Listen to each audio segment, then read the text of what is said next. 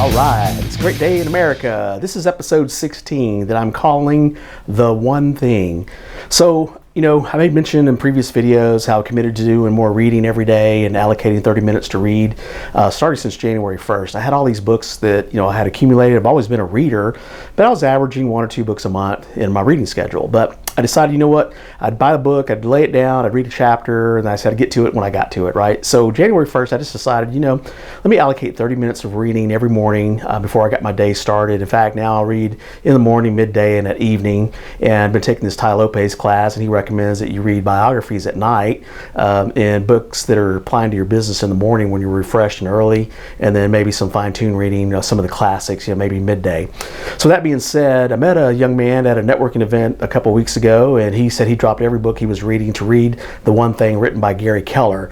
And so the last 2 weeks, basically, I just made a mission to go ahead and read this book. And then in the interim, I wound up reading another book called Managing Oneself by Peter Drucker. It's a classic that was recommended by the Harvard Business Review. But let me just share some tidbits on what I've learned with these books that I think can change your life. You remember my first 2 videos, I had made mention about fitness and so forth, but also coming to an index card system where I would structure my day in increments because I did some time allocation work. But after reading The One Thing, I said, this is the book that will really transform my schedule. The big takeaway that I guess I got from Gary Keller's book was that there's a difference between a $100,000 a year schedule and a millionaire schedule. And we all think, a lot of us that haven't really discovered these principles, that maybe you work hard, work your guts out. And even Gary Keller admitted that, when he was wanting to be successful, he stressed out his team, he stressed out himself, his health suffered. In fact, if his staff was late to a meeting, he would shut the door, lock them out. He was just that, tyrannical, if you will. But after his business coach advised him, restructure your focus and life will easier come into play. So that being said, he basically recommends time allocation. And so your one thing should be tied to your 2 to 5 year goal, your someday goal. And a lot of people, their someday goal looks a lot different. But my someday goal basically looks like one day I want to retire my wife. I want to be on the road doing what I do. I like the production I do, working with authors, working with musicians. I've worked with those that are in the film business, but also the startup world where we have ideas, we go to implement, and of course supporting corporate executives that have a mission mindset and they need a good marketer to help come alongside them. So my someday goal is tied to that, but then backtracking it to today. So basically what I have found that number one, fitness is number one. Well, actually, going back, I'm talking with a friend on television, on the telephone this week, and he almost caught me. And I said this. I said, look, my number one thing to do each morning is to pray and read the Bible. 15 to 30 minutes. And he goes, that's right. I'm glad you said that because that was the most important thing. I said yes.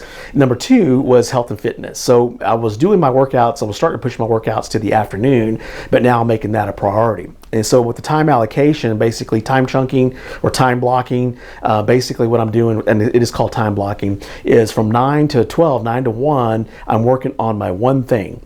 And so a one thing basically is if it's not that important to your overall goal, you shouldn't be doing it, right? And so think of it as Michelangelo working on a sculpture, and so he's blocked out any disruptions, any interruptions, anybody that's going to take away from his goal to focus on that sculpture to get the hard work done first, and then the other stuff you can do, like I do a lot of volunteer work, for example, and so that stuff I can do in the afternoon. But the key thing is you want to improve in each one of the key areas of our life, right, which is health, wealth, love, and happiness. Those are the 4 building blocks of a life. So health, get that done. Wealth, get that done. And then the rest of the afternoon, the rest of the evening, I'm working on my relationships with my family, with my friends, my network, and then of course social. And so that being said, the book again is called The One Thing. And I'll show a video picture of this as well. And then the other one that I read was Managing Oneself by Peter Drucker. And so with Managing Oneself, I just had a conversation with a leader within the Marine Corps League and the American Legion. As we look to recruit members and to our organization, what Peter Drucker basically advises, not just for nonprofits, but also for for-profit businesses is number one, what are your strengths? So each person has to identify, and I've done this exercise myself, what are my really core strengths? My 3 to 5, 7 core strengths that I bring to the table. Number two, how do I work? Now that I've structured my schedule and time allocation, well, I work on my one thing in the morning, and then in the afternoon I'm working on the task. So I need to relay that to my team on how I get things done, right? And number three, what am I going to bring a value to whatever I involve myself in, whether it's a nonprofit or a for-profit, as a measurable result. So Peter Drucker identified, a hospital leader, for example, as a case study. And he said that before he came into the organization, what was his contribution going to be? So his strengths were organization, communication, and basically leadership, right? So maybe those were his three strengths. But where did he want to apply himself? And so as he looked at the system and the hospital system and what they were trying to do, he decided he was going to zero in on the emergency care. And so what he wound up doing is basically saying, look, whenever we have a patient come into the emergency center, we have to have a nurse get in contact with that patient within 60 seconds. And that became the standard that they measured themselves by. But in the process, they wound up revamping the whole hospital system and becoming the standard for the nation. So whenever I look at what I'm going to get involved in for business or even a nonprofit, I'm looking now, and I've done this maybe subconsciously, what kind of value do I want to, what is my legacy going to be, and what's going to be my value when it's all said and done?